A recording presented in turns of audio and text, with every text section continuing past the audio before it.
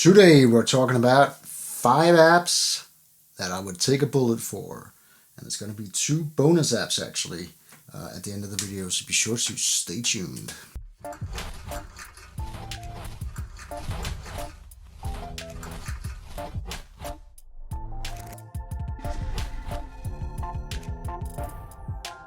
Hey YouTube, welcome back to the channel. This is Inkstainedpanda, the place on YouTube where we discuss art and do tutorials and stuff. So I'm going to show you something. This is my powerhouse of a workstation nowadays, yeah? This year, the iPad Pro 2020 12.9 inch model with the Apple Pencil. I do everything in my productivity arsenal I do on this.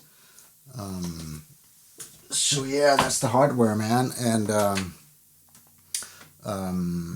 of course there are apps involved, and today I'm going to talk about 5 apps that are essential to my workflow, and that I just couldn't live without. Yeah, so 5 apps, and actually at the end I'm gonna throw in 2 bonus apps as well. So yeah, every one of these apps I'm gonna do a short presentation about. There's going to be some video footage of the apps in action. I plan to do in-depth tutorials about every one of those apps in later videos. So be sure to subscribe so you can check that out. Yeah, the first app that I'm going to talk about is Procreate. Being a painter and an inker and a pencil artist, I could not live without Procreate. Procreate is the app on the iPad that simulates natural media. Yeah, here is Procreate in action.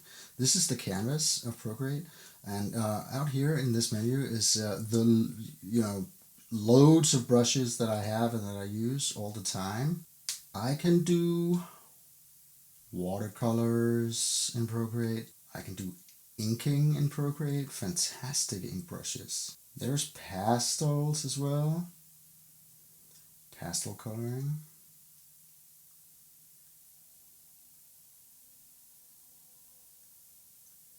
There we go. I have marker type brushes. Amazing for coloring. There's charcoal. We have acrylics. There's oils. There's every kind of natural media that you could think of is possible to do within Procreate. It's an amazing program.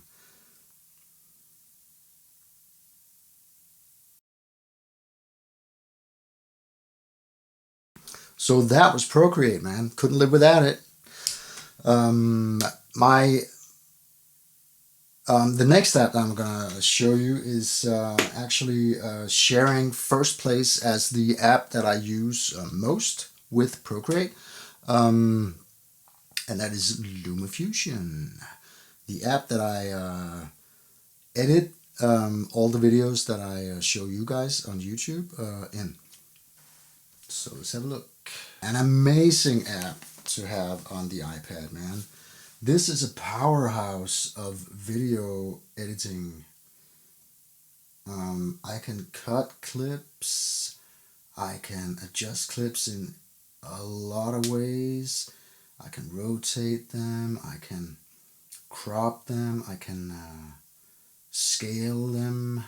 There are color correcting abilities in LumaFusion as well, and LUT support, and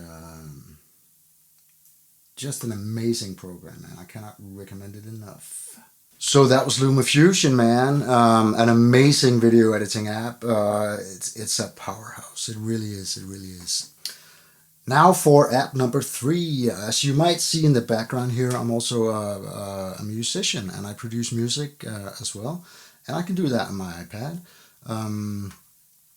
Now, as for DAWs, digital audio workstations on the iPad, there are a few options.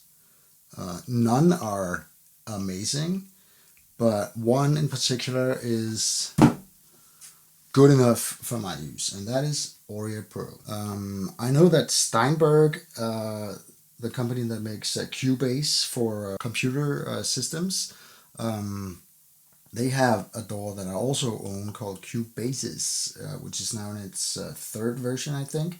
I've dabbled with that as well, but although it's got a beautiful interface and stuff, it just doesn't provide the quality that I look for. So Oreo Pro does, on the other hand. See here, I have a full mixing panel with sliders and everything, and I have EQ support. I have compressors. I have gates. I have de-essing. I have multi-band compressor. I have saturation abilities. And there's a limiter as well. Plus tons and tons and tons of add-ons that you can buy and incorporate into your production. So here's the timeline of the waveforms here. So that was Oreo Pro, man. Couldn't live without that either. I use that for music production. I also use it for audio production for my video work. Right now I am recording on a camera that you can't see because it's filming me right now.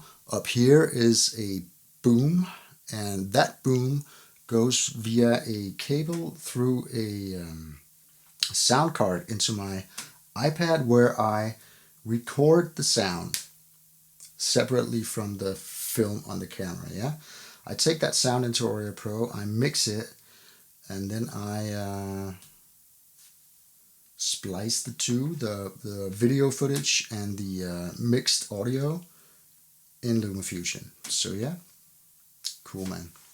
Now for app number 4 that I would take a bullet for, and that is Affinity Photo. So Adobe, watch out, man.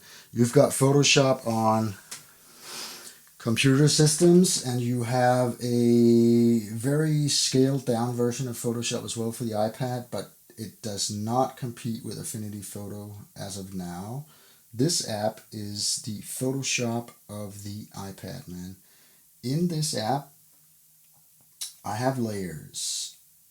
I have layer options here. I have brushes, should I use to paint there. I have adjustments galore.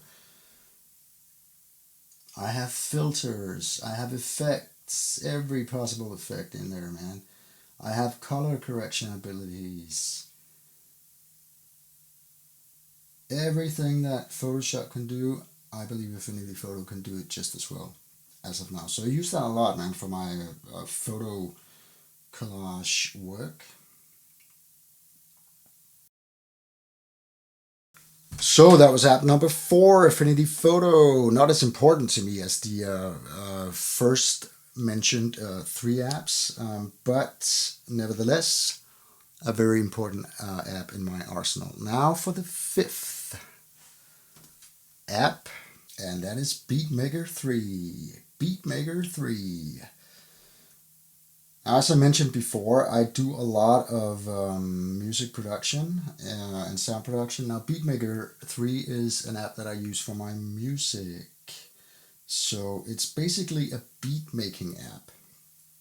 See, I have pads here that can hold sounds, drum sounds primarily, of course. I have sampling capabilities that are just up there with the best. There's mapping. So here's the main timeline, and when I click on that, I get into the actual beat system here, which is just the number of beats that I place on this timeline, and when played together, they are beats. It's amazing. It's got mixing capabilities, and the pads again here, loaded with sounds now.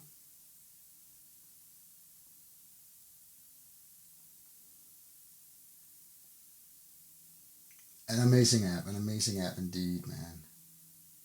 So that was app number 5, and as I promised, I have 2 bonus apps for you that I'm gonna do an honorable mention for here. I use these apps a lot as well. The first one is a little app called Verbal. With Verbal, I can take a still image, a photograph, and I can animate that into a video. I use that a lot when I make music videos and stuff. So, you know, I could take a boring photo like this and turn it into this. Amazing. Check it out.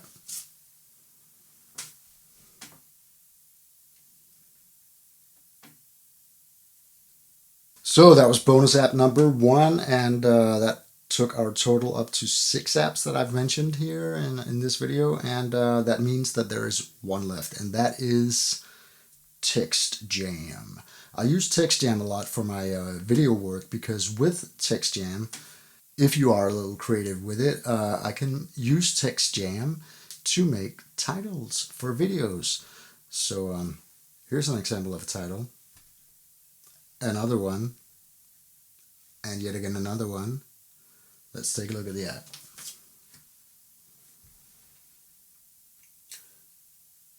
So for this video, I'm just gonna stay here on the main screen. There's an animation part to it as well, but I'm gonna talk about that in a tutorial video that I'm gonna do.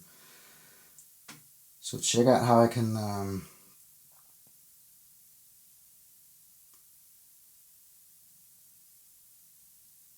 put various textures on text here, and I can utilize various fonts.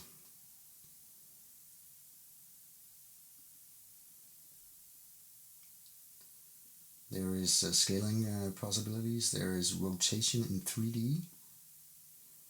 So that's very cool. But yeah, I mainly use this, as I said, to make titles for my videos. Yeah. So YouTube, that's going to be that for today. That was 5 plus 2 apps that I would take a bullet for. Now, if you like what you saw in this video, please be sure to subscribe so you don't miss out on any future videos. So yeah, I'm going to see you next week, yeah? And until then, keep drawing. Peace out.